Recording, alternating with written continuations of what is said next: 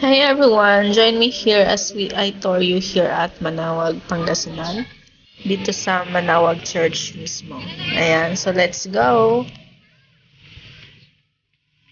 Dito, madami kang makakasalubong na tao kasi nga parang isa din siyang madami ding bumibisita sa Manawag Church.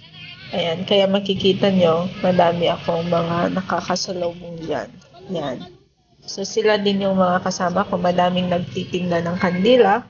At the same time, di ba, ang ganda din ng ambience. Kasi may mga puno, matataas na puno kang makikita. So, mga nara tree, ganon. Ayan, I don't know. Pabalik-balik tayo. Pero nakikita nyo yung puno na sinasabi ko. So, here you go. Pasok na tayo sa loob. And magki-candle lighting din po tayo. Ayan. So, since nakabili din kami ng kandila, pinaghati-hatian na lang namin. And, syempre, it's like an offering at the same time, di ba? Magpa-pray ka din kay Mama Mary. Yan. Magpa-pray ka kay Mama Mary para sa more blessings sa mga goals natin. So,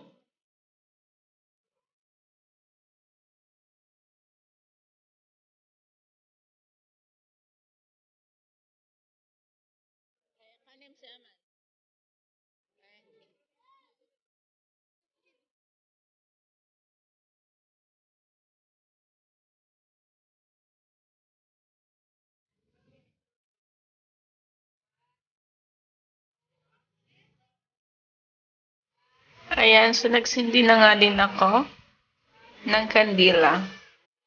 And of course, I wish more blessings, more good health, and also, happiness, guidance, and everything, manifestation of goals, diba? Ayan. So, anyway, yan guys, nagsindi tayo ng kandila.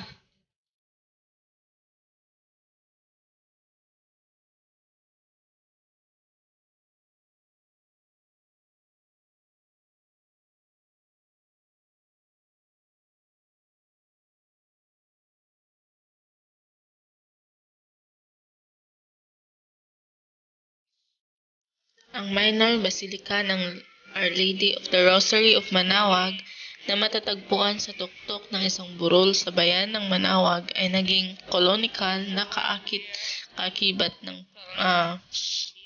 Papal Basilica ng St. Mary Major sa Roma mula noong Hunyo 2011. Ang parokya na sumasaklaw sa Manawag at ang napakalibot na bayan ng pinangangasiwaan sa pamamagitan ng Order of the Preachers sa ilalim ng Roman Catholic Archdiocese ng Lingayen, Dagupan. Ito ay opisyal na idineklara ng isang basilika noong Pebrero 17, 2015. Ito naman, makikita nyo yung mga grotto, mga rebolto dito sa may garden ng Manawag.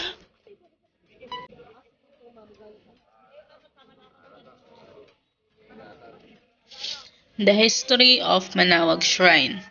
According to recorded history, the Augustinians came to Pangasinan in 1575 and established the missions of Lingayen, Bagnutan, which is now called Dagupan, in Santa Monica, now called Manawag, as part of their evangelization efforts. Because the Pangasinenses preferred to believe in paganism, the missionaries decided to leave, but this was just the start of the evangelization of the missionaries in the province. In fact, there were also undocumented missionaries serving in Pangasinan. In addition, the Franciscans made an effort to spread the gospel across the region. However, their efforts were in vain, since they were unable to convert the residents of Pangasinan. The Dominican missionaries built a mission at Binalotongan, now called San Carlos, in 1587, under the patronage of its founder, Saint Dominic de Guzman. The town of Magaldan, which is 9 kilometers from the Santa Monica, was a visita for the Augustinian monastery of Lingayen. It is also the place where the Dominicans began their missionary work.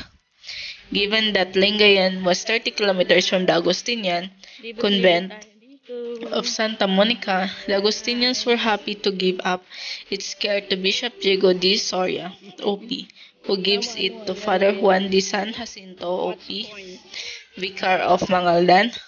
As a result, Father de San Jacinto had the idea of creating chapel dedicated to Our Lady of the Most Holy Rosary when he accepted the pass in 1605. The minor basilica of Our Lady of the Rosary Manaoag. And why is it famous? One of the most popular churches in the Philippines is the minor basilica of Our Lady of the Rosary of Manaoag, located atop a hill in the province of Pangasinan in the town of Manaoag. It offers a stunning view of the surrounding countryside as a pilgrimage destination. This is the place where the enshrined image of Our Lady of Rosary, or Apo Bakat in Filipino, is worshipped and revered. The people of Manaoag are proud of the church's lengthy history, which dates back to the arrival of the Augustinian friars in the province of Pangasinan and the founding of the Santa Monica Mission. In Pangasinan, the Manaoag Church is the most popular pilgrimage destination, which may considering in the Catholic Mecca of the Philippines. People who have visited this church and prayed to Mother Mary says they've had numerous